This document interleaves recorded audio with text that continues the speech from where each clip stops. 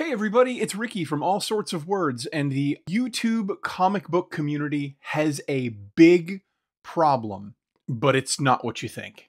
For the last couple of months, a mid-sized comic book YouTube channel has been pulling some crazy numbers. To the point where if you even talk about him on your own channel, you're bound to hit milestones.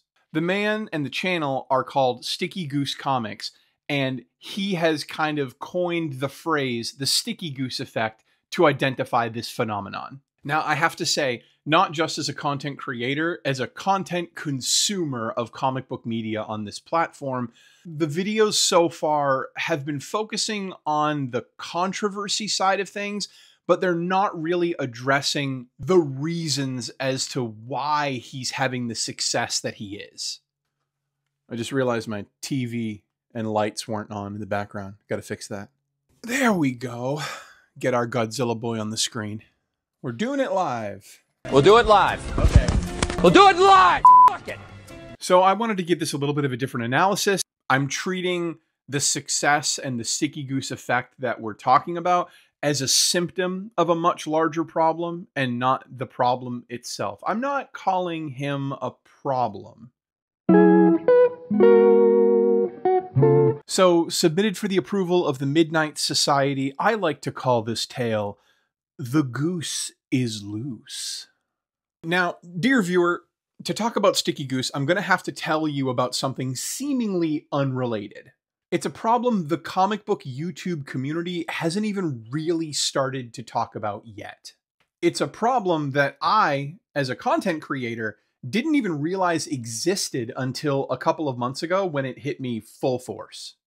And it's called toxic positivity.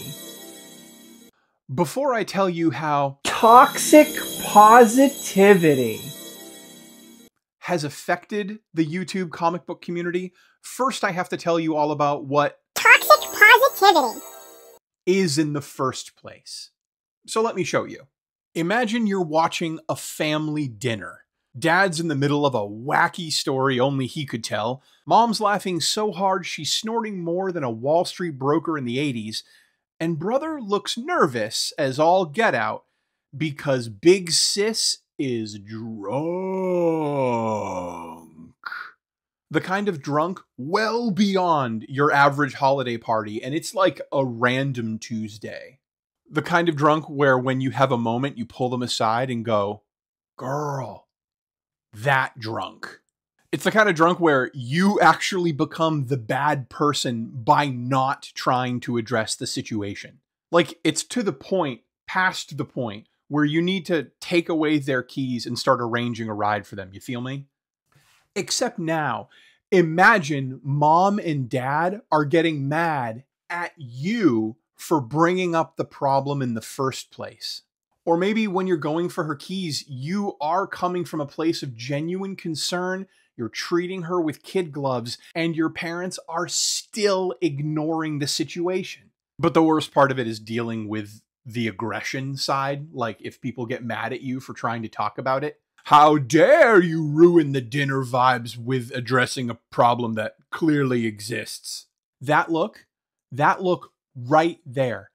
That's toxic positive. A staunch belief that calling a problem, a problem, is somehow worse than the problem you're trying to solve. It's prioritizing peace and quiet where action is required. All because nobody wants to look like the bad guy. But Ricky, how does this relate to the online YouTube comic book community? Okay, so a couple months ago, I was feeling bitchy. I have really positive feelings about this community and all of the friends I've made, but I had a night where I just kind of wanted to, let it all hang out and complain about stuff and things I didn't like about the comic book community at large, things we could do better, things about the comic companies. I really just wanted to have like a single show dedicated to the negativity that nobody ever wants to talk about on comic book YouTube. So I put out the call to some of my other comic book friends and said, hey, let's just complain for a little bit. Now, before I get into the critique of my own friends, I just want to make it clear. I am real life friends with all of the individuals who are on that stream. So there's no one I'm targeting. There's no ill will. I love these guys and I will continue to. But, you know, this channel, if anything, besides a comic book thing, is also a sort of diary. So I'm going to address any feelings that I have and never feel bad about it. So we had the live stream, right? We had this chat, and I got to tell you, I love these guys. But they did not show up for me in the way that I was envisioning they would. It felt like pulling teeth trying to get them to admit there was anything they didn't like about the comic book community. They didn't want to go into any issues or specifics. It was all kind of like negativity straw manning.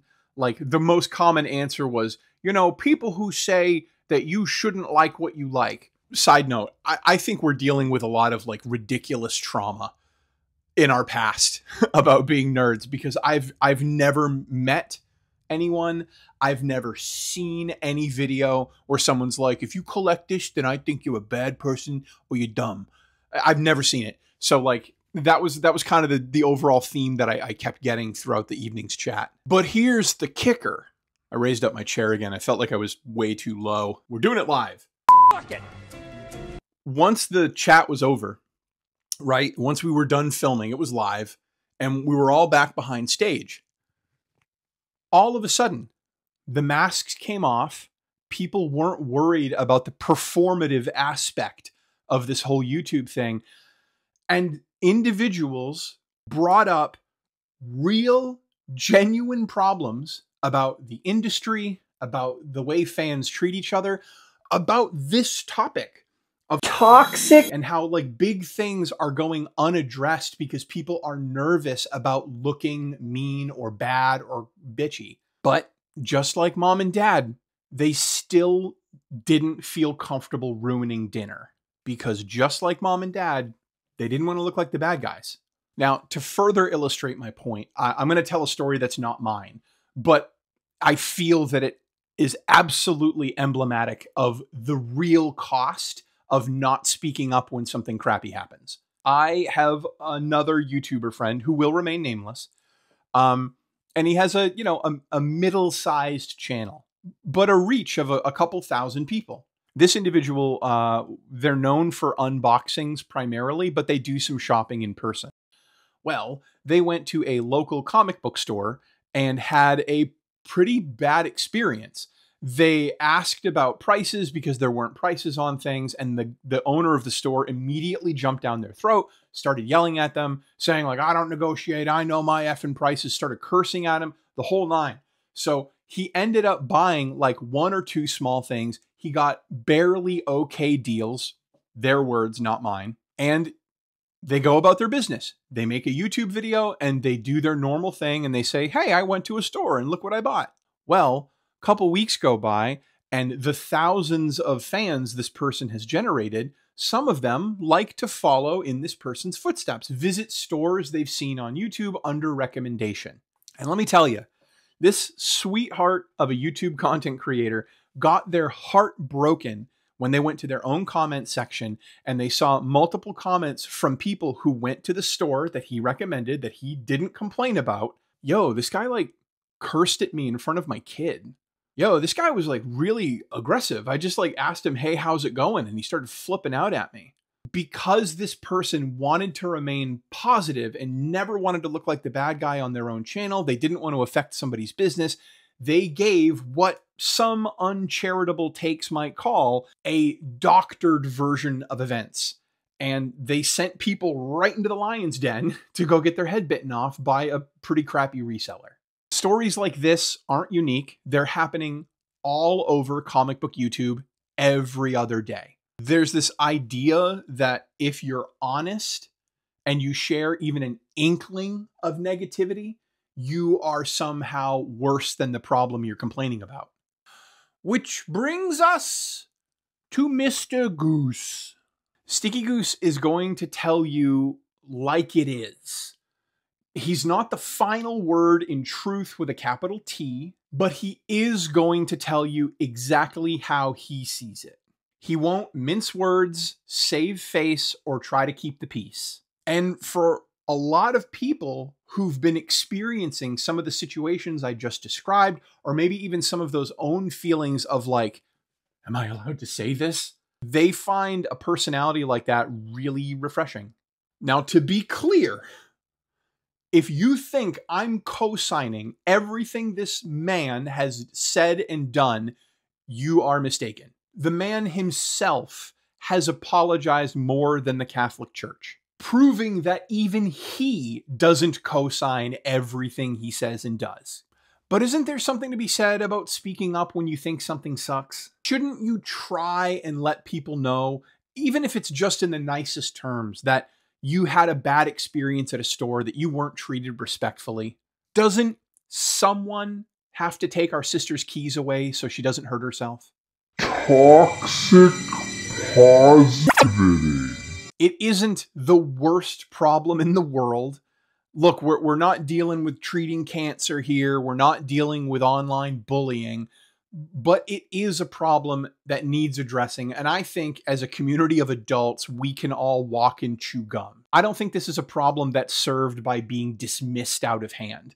Like, we really should be spending some time examining where we can improve as individuals and a collective in this space. So, like, you know, bitch every now and then and don't feel bad about it.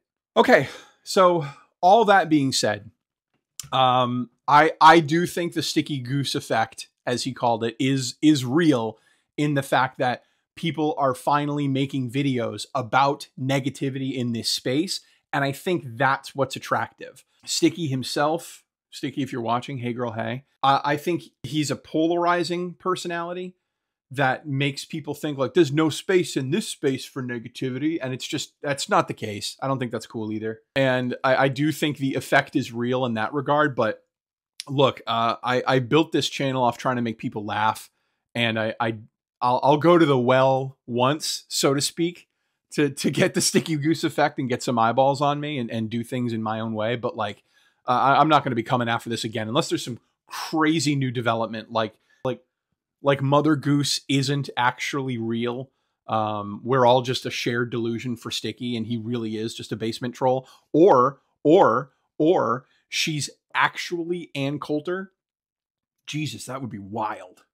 If you like anything that you saw today, if you like my take, if you like my glasses, thank you. Subscribe or something, so I don't have to keep talking about this bald ass bitch.